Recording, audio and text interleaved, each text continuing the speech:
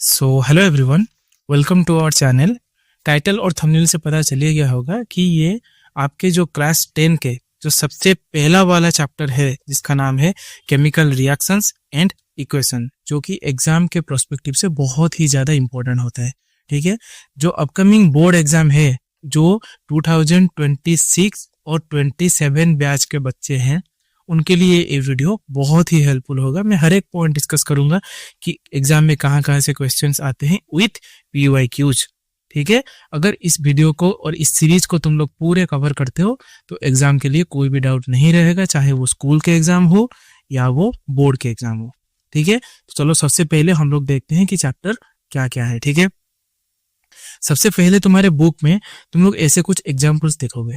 ठीक है, ये एग्जाम्पल्स कुछ चेंज है। क्या चेंज देखो, जैसे कि पहला एग्जांपल है milk is left at room temperature. Milk को तुमने घर पे रूम टेम्परेचर पे ही छोड़ दिया, वो क्या हो जाएगा? खट्टा हो जाएगा।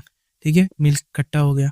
अन आयरन तावा और पैन और nail is left expose to humid atmosphere. Humid atmosphere का मतलब है एटमोस्फियर में क्या प्रेजेंट है? एटमोस्फियर में वाटर वेपर प्रेजेंट है। तो वाटर वेपर के प्रेजेंट में वो क्या हो जाएगा? आयरन में क्या लग जाएगा? आयरन में रोस्ट लग जाएगा। तुम्हें ये बात पता है।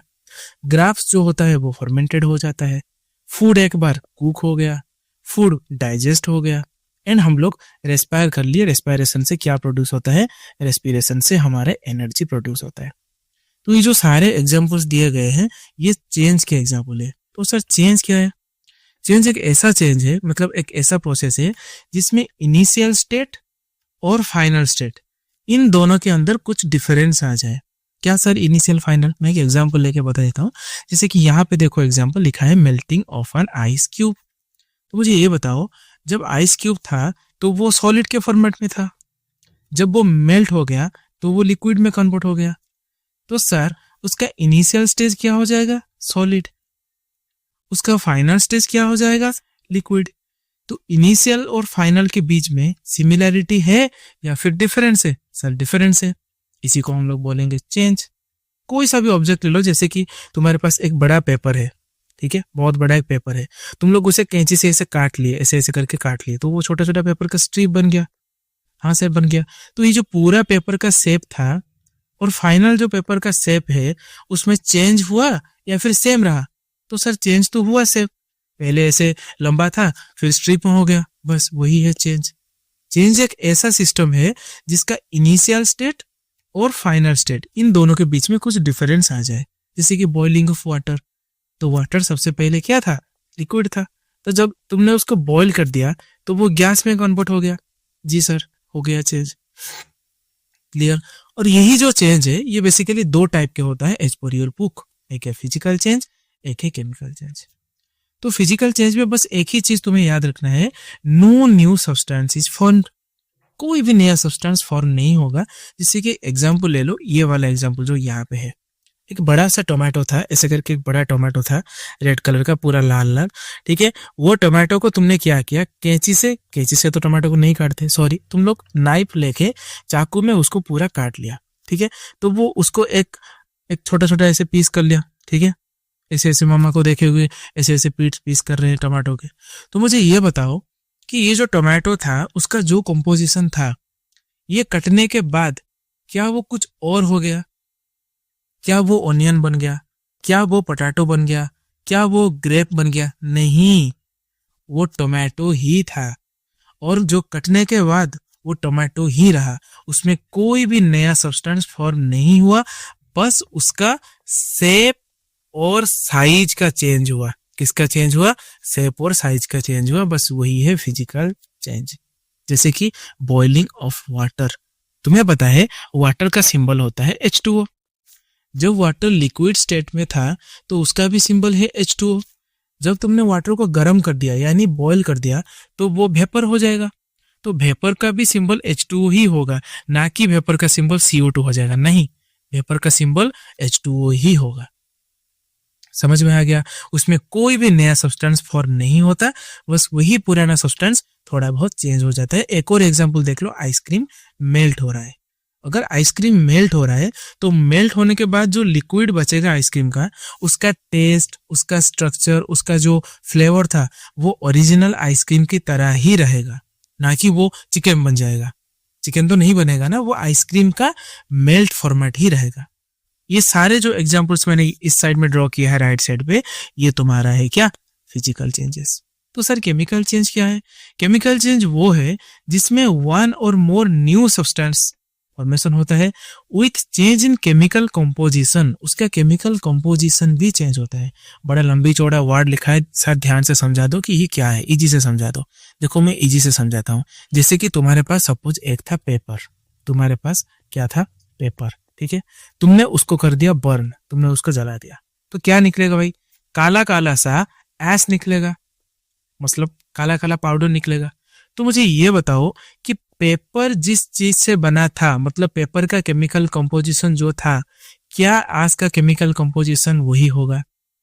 नहीं होगा, ये पूरा चेंज हो जाएगा, ठीक है। और जो न्यू सब्सटेंस फॉर्म हुआ, क्या न्यू सब्सटेंस फॉर्म हुआ, जब हम पेपर को जलाए तो उसमें से काला काला धुआं निकला, जिसको हम लोग बोलते हैं सूट, और तुम लोग इजी लैंग्वेज में उसको स्मोक भी बोल सकते हो।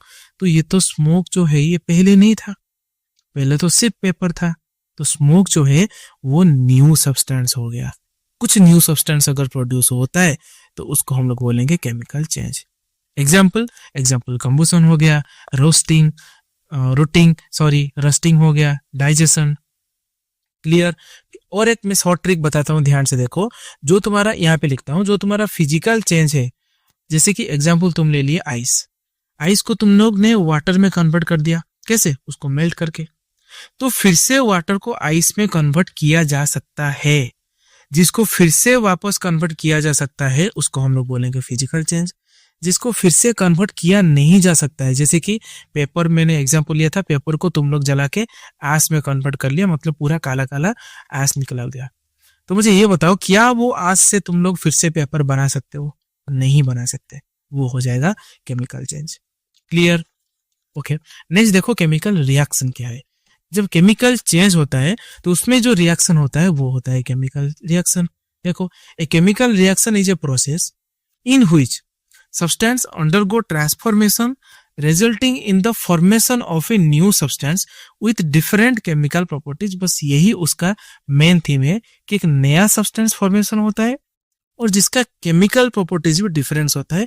जैसे कि एग्जांपल दे दो सर, यहाँ पे देखो एग्जांपल, ये जो हाइड्रोजन तुमने लिया था, तुम्हें पता है कि हाइड्रोजन गैस है, ठीक उसी तरह ऑक्सीजन भी तुम्हें पता है कि एक गैस है। जब दोनों गैसेस मिलती हैं, इस साइड वाटर निकलता है जो कि एक लिक्विड है। घपला हो गया सर, दोनों गैस मिले निकले लिक्विड। यही तो लिखा है यहाँ पे कि डिफरेंट केमिकल प्रॉपर्टीज।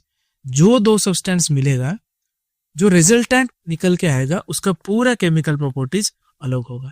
कहीं पे दोनों सॉलिड मिल रहे हैं, लिक्विड निकल रहा है, लिक्विड मिल रहे हैं, सॉलिड निकल रहा है। इसी को हम लोग बोलेंगे केमिकल रिएक्शन। और केमिकल रिएक्शन को लिखा कैसे जाता है? जो दोनों चीजें और तीन चीजें, जैसे कि मैं तीन चीज को ऐड करता हूँ, तीन चीज को ऐड करने के बाद मैं फाइनली एक चीज में पाया, तो रिएक्शन को प्लस करके ऐसे लिखते हैं। जो तीनों चीजें तुमने ऐड किया उसको बोलोगे रिएक्टेंट, जो निकल के आया उसको तुम बोलोगे प्रोडक्ट। एक और बेहतर एग्जाम्पल मैं यहाँ पे ले लेता हूँ, जैसे कि तुम्हारे पास है कार्बन, तुमने ऑक्सीजन में ऐड कर दिया, तुमको मिला कार्बन डाइऑक्साइड। तो यहाँ पे जो कार्बन और ऑक्सीजन दोनों है, ये हो जाएगा रिएक्टेंट। जो कार्बन डाइऑक्साइड निकल के आया, ये सिंपल हो गया प्रोडक्ट। कितना इजी है। देखो यहाँ पे H2 है रिएक्टेंट, O2 भी रिएक्टेंट है। मतलब एरो मार्क के लेफ्ट साइड में जितने भी कंपोनेंट आएगा, एक कंपोनेंट, दो कंपोनेंट, तीन, चार, जितने भी कंपोनेंट आएगा वो सारा हो जाएगा रिएक्टेंट। जो एरो मार्क के राइट साइड में आएगा वो हो जाएगा प्रोडक्ट। क्लियर। और यहाँ पे ये जो मैं बोल रहा हूँ कि हाइड्रोजन एक गैस था, उसको मैंने ऑक्सीजन पे मिला दिया, हाइड्रोजन ऑक्साइड निकला जिसका नाम है H2O, और वो है लिक्विड। अगर मैं इसको सिंबॉलिकली लिखूं तो तुम ऐसे लिखोगे कि H2 + O2 H2O। इसी को हम लोग बोलेंगे केमिकल इक्वेशन। ठीक है, तो मुझे ये बताओ केमिकल इक्वेशन क्या है? ये है एक symbolic representation of A chemical reaction. जैसे कि मैं बोल रहा हूं कि मेरे घर में एक कार्बन पार्टिकल था, उसको मैंने ऑक्सीजन पे ऐड करवा लिया, तो मुझे निकल के आया कार्बन डाइऑक्साइड। अगर मैं ऐसे बोलता हूं तो ये हो जाएगा केमिकल रिएक्शन। और अगर तुम लोग उसको सिंबॉलिकली लिखोगे, जैसे कि ये है कार्बन, मैंने उसको ऐड किया ऑक्सीजन पे, निकल के आया मेरा कार्बन डाइऑक्साइड। ये जो तुमने सिंबॉलिकली लिखा है उसको, इसी को तुम लोग क्या बोलोगे? Chemical equation. और इसका दूसरा नाम क्या है? इसका दूसरा नाम ये है कि स्केलेटल केमिकल इक्वेशन। क्लियर बात? जैसे कि एग्जांपल देखो H2, ये साइड में 2 क्यों लिखा है ये तुमको अभी नहीं देखना है, बाद में देखेंगे, ठीक है। H2 और O2 gives rise to 2H2O। ये हो गया तुम्हारा केमिकल इक्वेशन। क्लियर बात? ओके।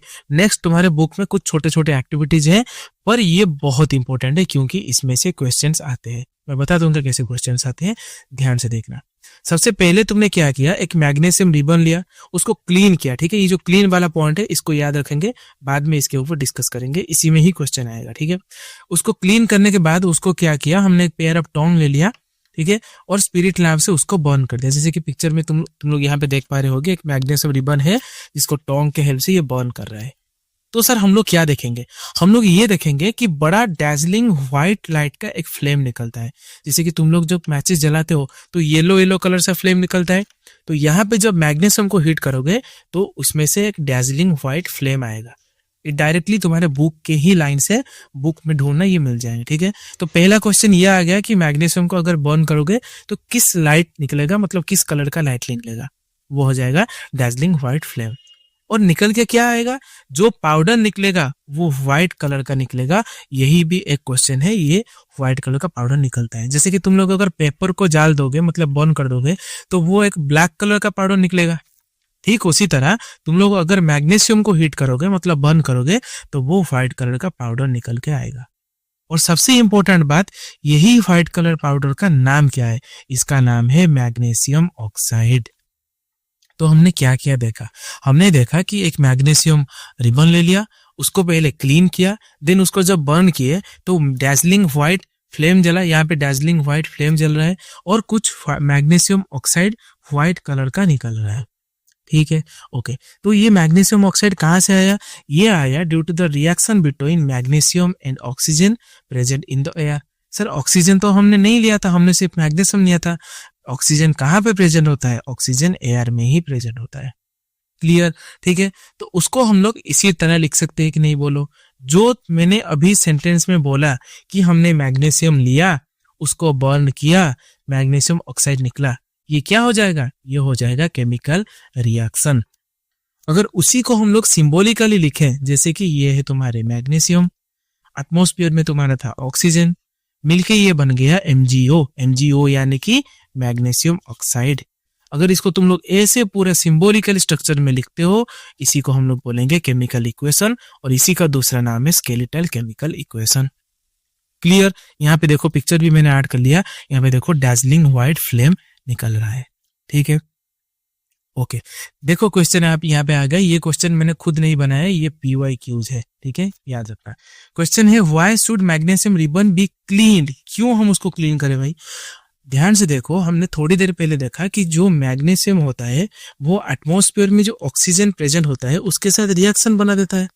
रिएक्शन करके ये क्या निकलता है, रिएक्शन करके ये निकलता है मैग्नीशियम ऑक्साइड।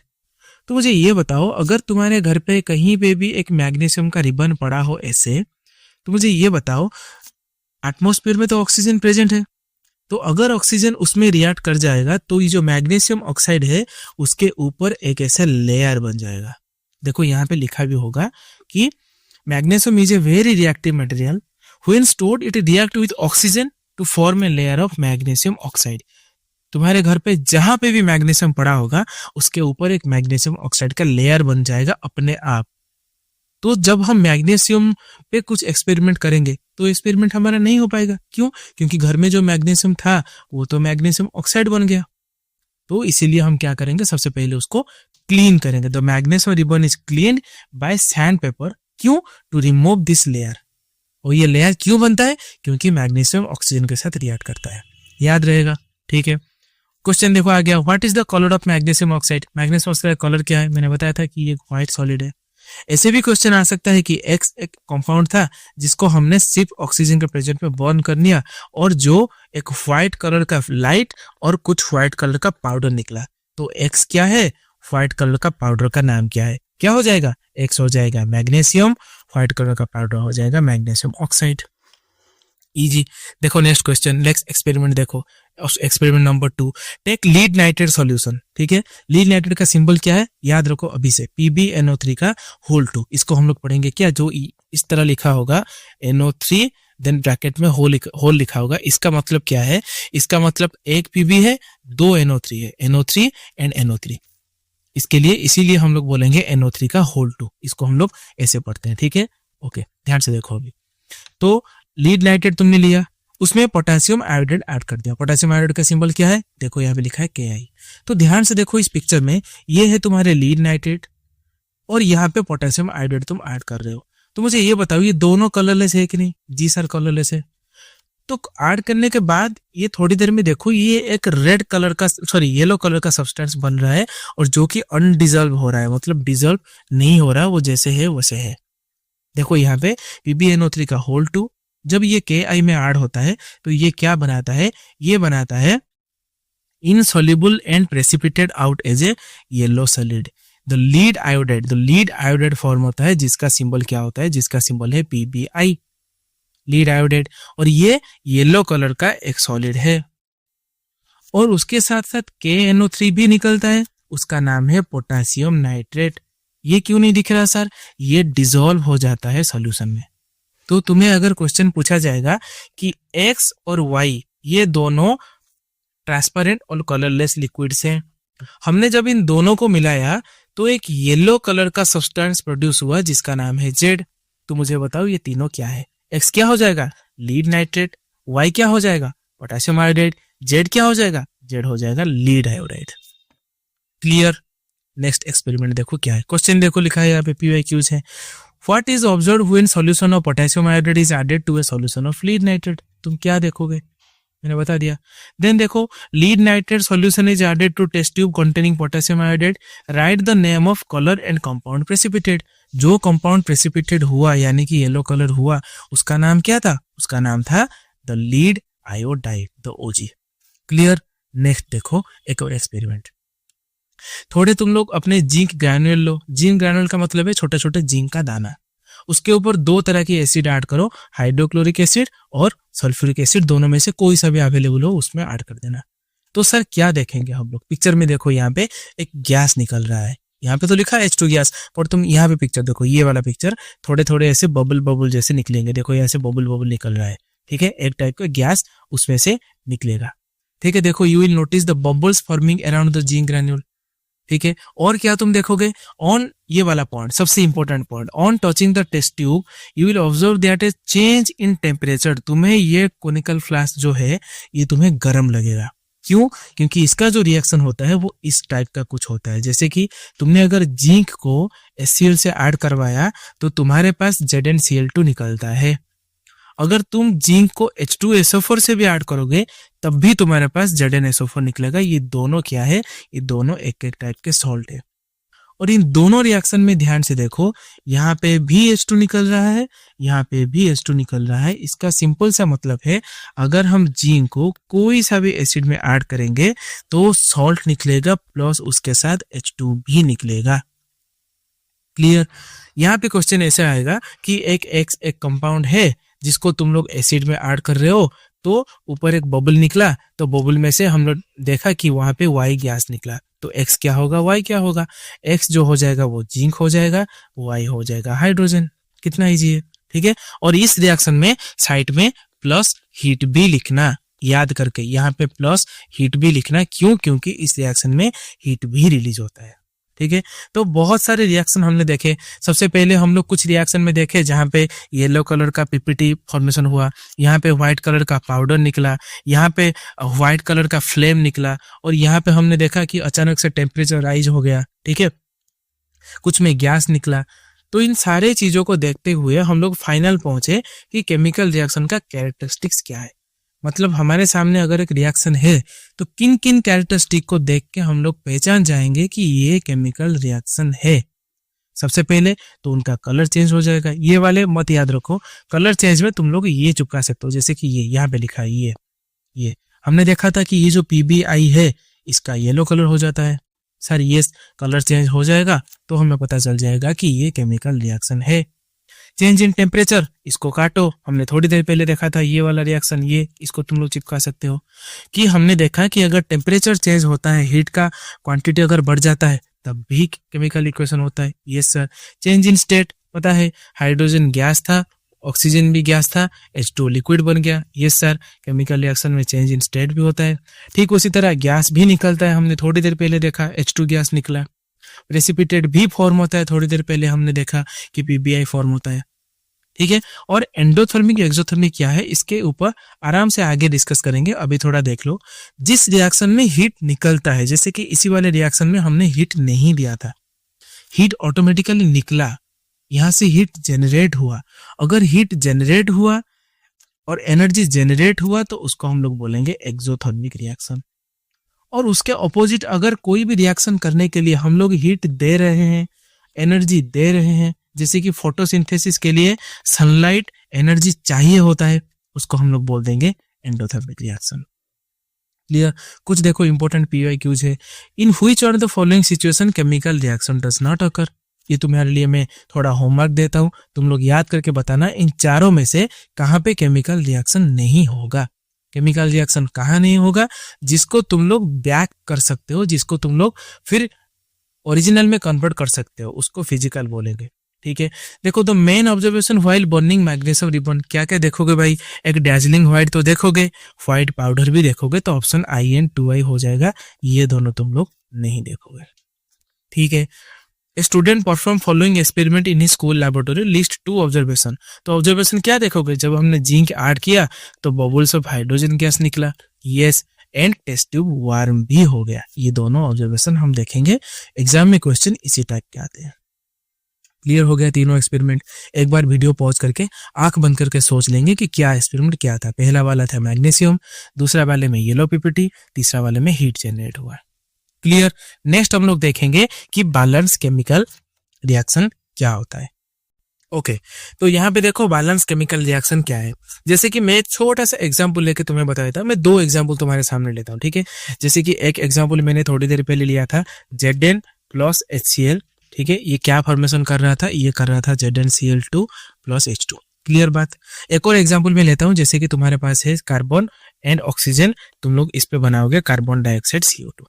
तो ध्यान से देखो, बहुत ध्यान से। क्या देखो सर, देखो यहाँ पे ध्यान से, जैसे कि तुम्हारे ये जो दोनों है ये तुम्हारे रिएक्टेंट वाला पोर्शन है, और ये जो दोनों है ये तुम्हारा प्रोडक्ट वाला पोर्शन है। क्लियर? यहाँ पे भी ये दोनों है रिएक्टेंट, और ये जो है ये तुम्हारा है प्रोडक्ट। क्लियर हो गया इतना बात? तो मुझे ये बताओ, पहले वाले में जो जिंक है वो रिएक्टेंट के साइड कितना है, प्रोडक्ट के साइड कितना है? तुम लोग ध्यान से देखो, रिएक्टेंट में भी एक ही जिंक है, प्रोडक्ट में भी एक ही जिंक है यहाँ पे। और जब तुम क्लोरीन को देखोगे, मुझे ये बताओ रिएक्टेंट में कितना क्लोरीन है। रिएक्टेंट मतलब ये पूरा दोनों, ये दोनों को मिला के यहाँ पे बस एक ही क्लोरीन है। पर सर यहाँ पे तो प्रोडक्ट के साइड में 2 क्लोरीन आ गया। बस यही है अनबैलेंस्ड, इसको हम लोग बोलेंगे अनबैलेंस्ड। पर सर यहाँ पे देखो, रिएक्टेंट के साइड में 1 कार्बन, प्रोडक्ट के साइड में भी 1 कार्बन, रिएक्टेंट में 2 ऑक्सीजन, प्रोडक्ट में भी 2 ऑक्सीजन। इसका मतलब ये हो रहा है बैलेंस्ड, ये है परफेक्टली बैलेंस्ड। समझ में आ गया क्या अनबैलेंस है क्या बैलेंस है? इसका मतलब बैलेंस केमिकल रिएक्शन वो है जिसका रिएक्टेंट और प्रोडक्ट दोनों के साइड मास ओवरऑल सेम होता है। और एक क्वेश्चन आ सकता है कि जो बैलेंस केमिकल रिएक्शन है ये किस लॉ के ऊपर बेस्ड है? ये है law of conservation of mass के ऊपर, जो तुमने क्लास 9 में पढ़ा होगा। क्लियर हो गया बात? ठीक है, अब देखो how to balance a chemical reaction. ये सारे स्टेप्स तुम लोग बस याद करने के लिए है।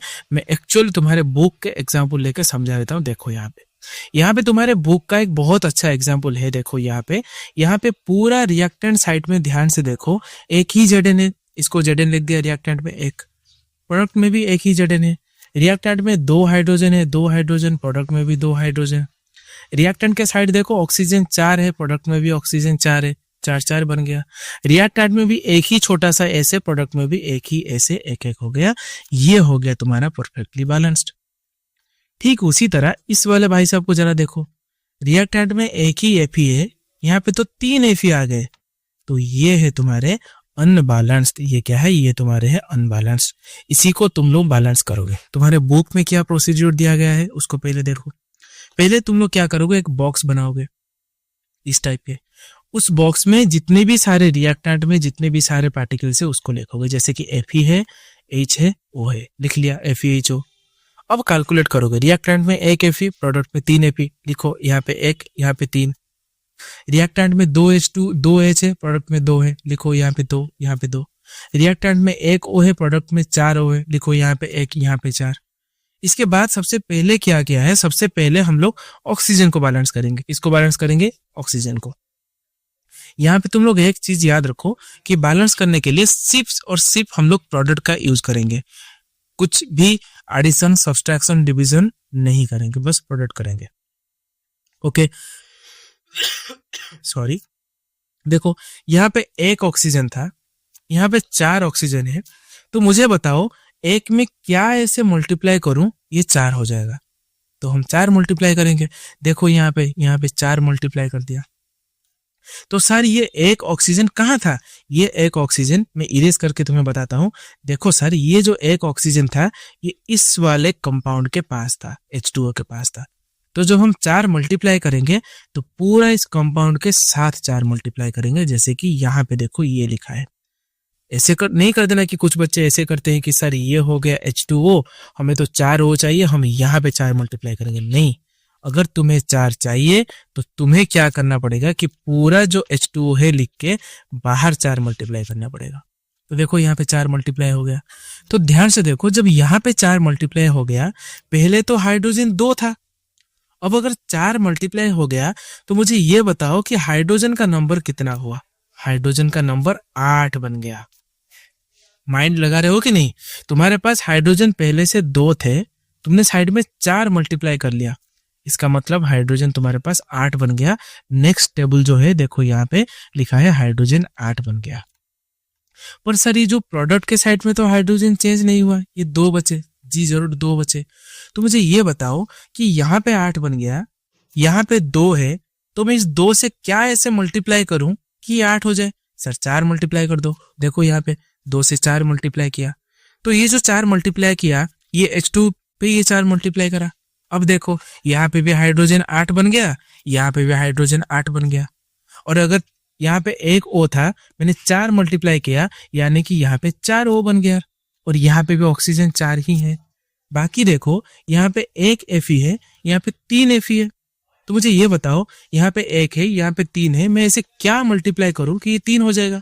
इजी है, 3 मल्टीप्लाई करो। तो नेक्स्ट स्टेप में Fe में 3 मल्टीप्लाई होगा। देखो यहाँ पे नेक्स्ट स्टेप में Fe में 3 मल्टीप्लाई हो गया। देखो यहाँ पे 3 मल्टीप्लाई हो गया।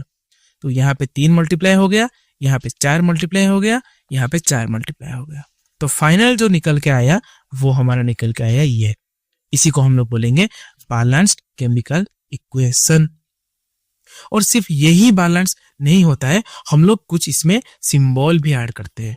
क्या सिंबल सर? ये जो पूरा लिखा है, ये जो पूरा राम कथा लिखा है, इसको कुछ भी पढ़ने की जरूरत नहीं है बुक में। मैं इजी से पूरा एक्सट्रैक्ट करके यहाँ पे लाया हूँ। ध्यान से देखो इस वाले लाइन पे, इसको ध्यान से देखो, ठीक है। जो भी गैसियस स्टेट है उसको तुम लोग सिंबल दोगे G। जहां पे भी लिक्विड स्टेट दिखोगे उसको तुम लोग सिंबल दोगे L। जहां पे सॉलिड दिखोगे उसको तुम लोग सिंबल दोगे S।